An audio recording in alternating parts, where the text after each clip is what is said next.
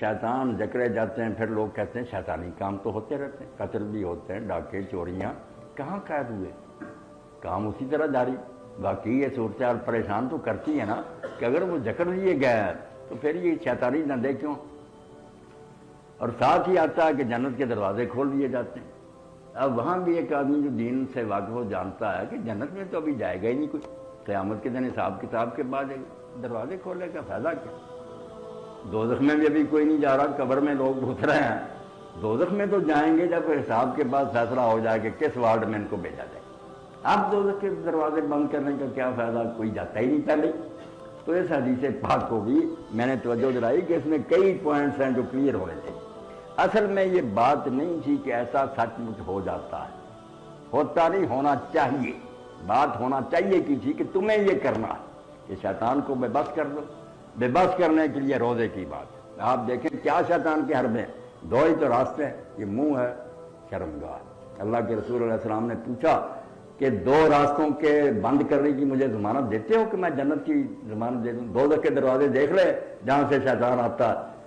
अल फम वल फर्ज, मुंह है जिससे हलाल और हराम खाते हो या बेहुदा बातें बकते, दूसरा ये शर्मगाह। तो ये दोनों दरवाजे बंद हैं कि नहीं इस्लाम में। अब हलाल के बंद है, हराम कहाँ से हम आदमी कर सकता। जो नहीं करता, दीन कहता करने चाहिए।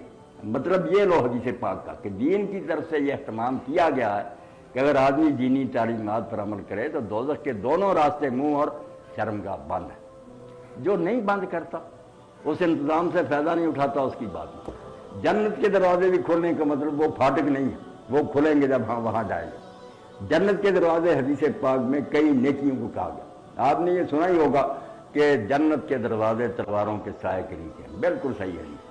अब वहाँ फाटक नहीं खुला होता, शहीद होकर आदमी जन्नत में जाता है, रास्ता है, तरीका है वहाँ जाने का। हदीस पाक में फरमाया गया कि वालिद औसत अब्वाबिल जन्नत, जन्नत के सारे दरवाजों में से आला दरवाजा बाप है, इसको खुश करो, जन्नत में जाओ। तो कई नेकियां हैं जिनको जन्नत के दरवाजे किया। इस महीने में तो वो कई सारे खोल दिए गए।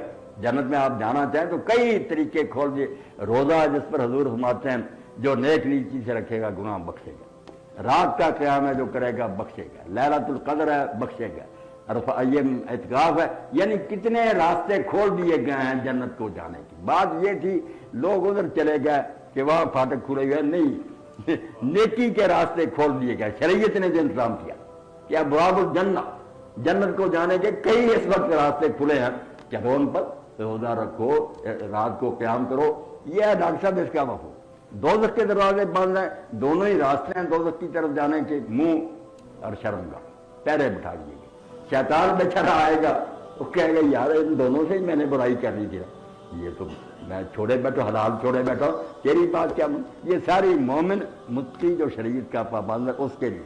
जो बेईमान है उनके लिए ना जन्नत के खुले हैं, रमजान गुजर जाएगा पता ही नहीं आया। उनके लिए दोज़ख के भी खुले हैं, वो बंद ही नहीं करते रास्ते, मुंह और शर्मगाह हरामकारियाँ कर। हदीस पाक का मफहूम यह है, आपने सुन लिया, गौर फरमाएंगे, जरा उलझन नहीं। जब उन दरवाजों की तरफ जाते हैं ना जो गैब के आलम है, वो तो क़यामत को खुलेंगे, उनके बंद होने की या खुलने की बात का कोई फायदा नहीं। ये दुनिया में है कि दीन ने ऐसा इंतजाम कर दिया कि अगर हम शरीयत पर अमल करें तो शैतान भी बेबस है, कोई उसका हीला कारगर नहीं हो सकता। जन्नत के दरवाजे भी खुले हैं, किसी एक नेकी को करें। अदना नेकी तो हजूर ने फरमाया कोई मुसलमान दूसरे मुसलमान का रोज़ा खिला दे, उसके बराबर उसको सवाब मिल जाता, कमी उस पर सवाब। तो लोगों ने पूछा कि अल्लाह के रसूल सबके पास तो इतना नहीं कि खिला। फरमाया यार तुम लस्सी का एक घूंट या खजूर भी नहीं खिला सकते। दीन की बात फैलाना सदक़े जारिया है। सवाब की नीयत से वीडियो को शेयर जरूर कीजिए। जज़ाकल्लाह।